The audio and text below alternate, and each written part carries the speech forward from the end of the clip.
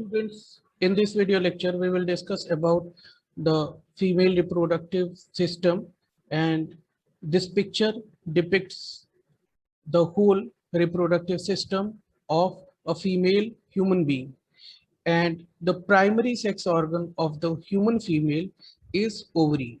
Means this one is the primary reproductive organ, and rest of the parts of the reproductive organ functions as accessory. Means they will help in the process of further of the reproductive processes. So here we will discuss each and every part one by one. So first we can see that this one is the uterus. Means uterus is the hollow pear shaped muscular structure. So this shape we can see here is uterus, and it somehow look like pear, and there is a space. Means there is this structure is a hollow structure, and its wall is highly muscular, and the wall of this uterus can be divided into three regions. The inner one is called endometrium, the middle one is called myometrium, and the outer one is called perimetrium. And this endometrium, myometrium, and perimetrium is having different functions, and as to provide different functions in the process of reproduction, they are carrying different tissues.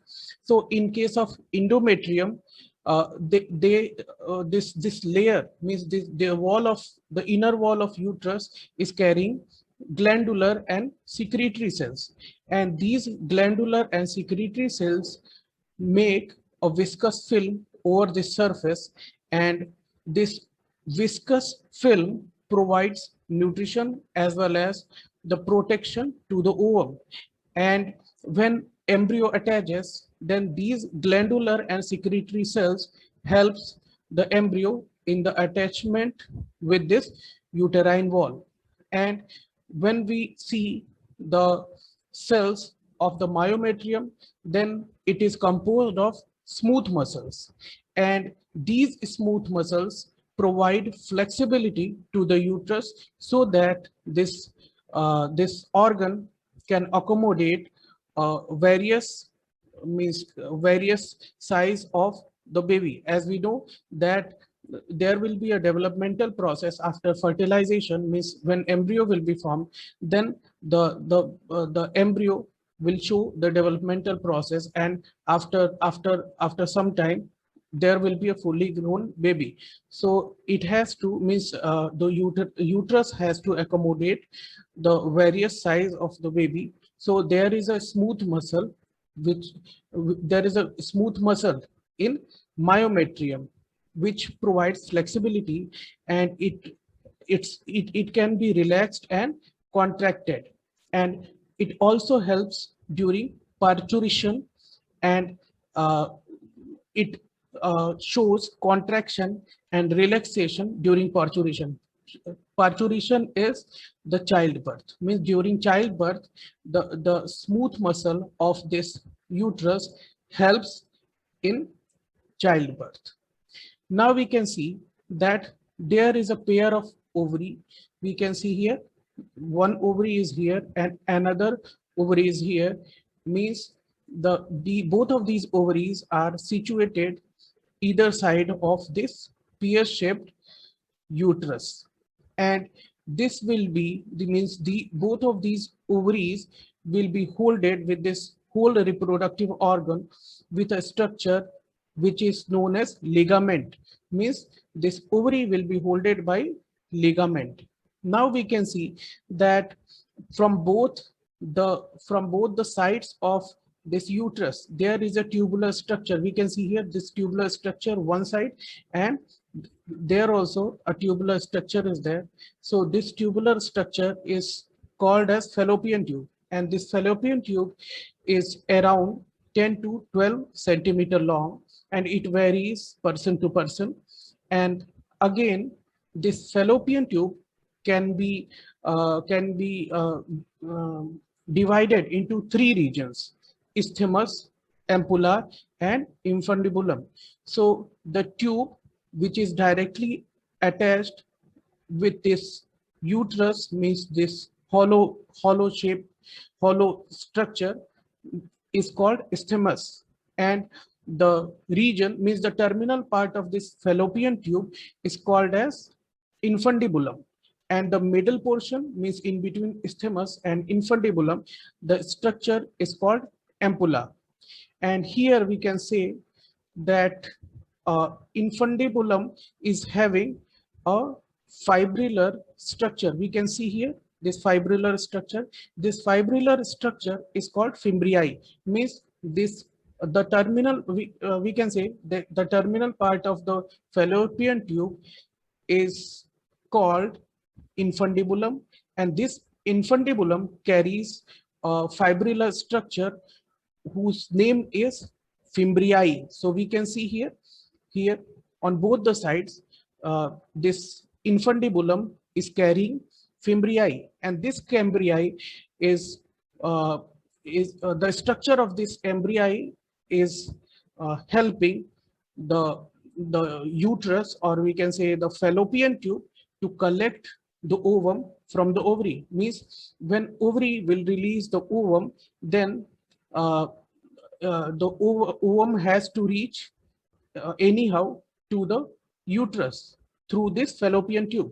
So this fimbriae receives the ovulated ovum, and from ovum will move from infundibulum to ampulla, then isthmus, and finally after fertilization, it will be, means when it will show some developmental process. Then at the stage of blastocyst, it will be attached with the inner uterine wall, and as I told, the inner uterine wall is called endometrium. So we can see here this uterine wall, and below this uterine wall there is a constriction. This constriction is called cervix, and this constricted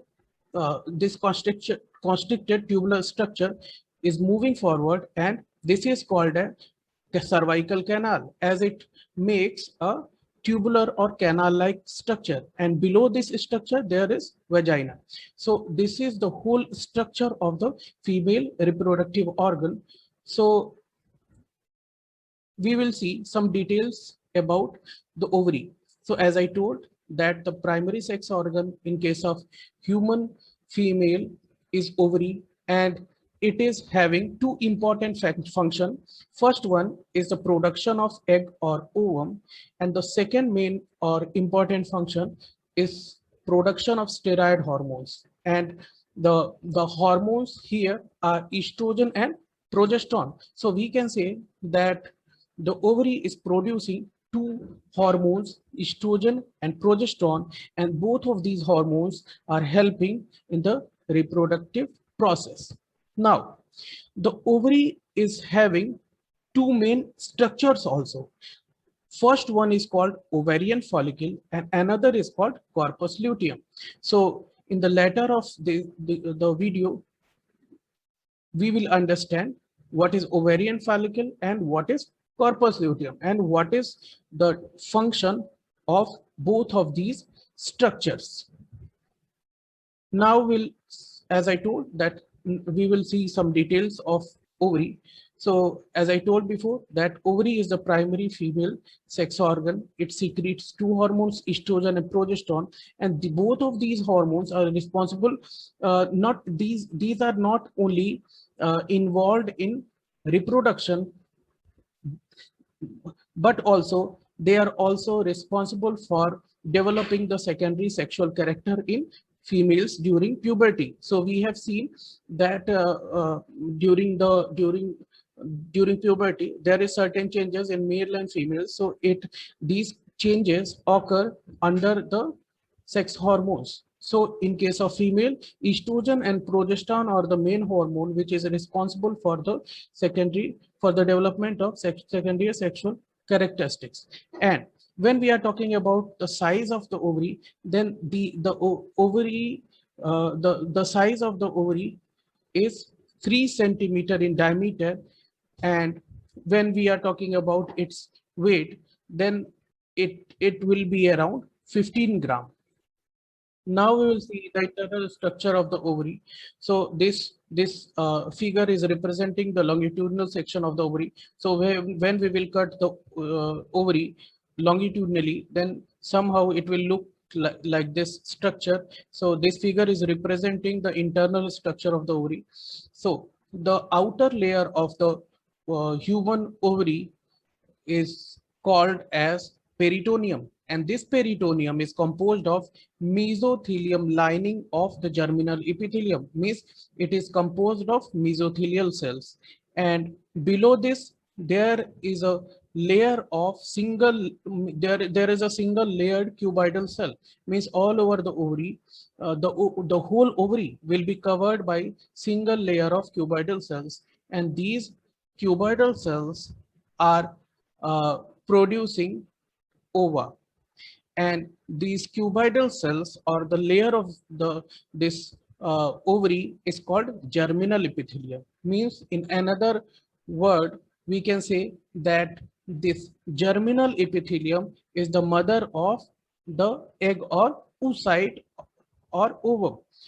Now we'll see some other parts which are situated inside this ovary. So these are the primordial follicles. These are the maturing follicles. This one is the mature follicles. So these primordial follicle, maturing follicle, and the mature follicle is showing the developmental process of the egg.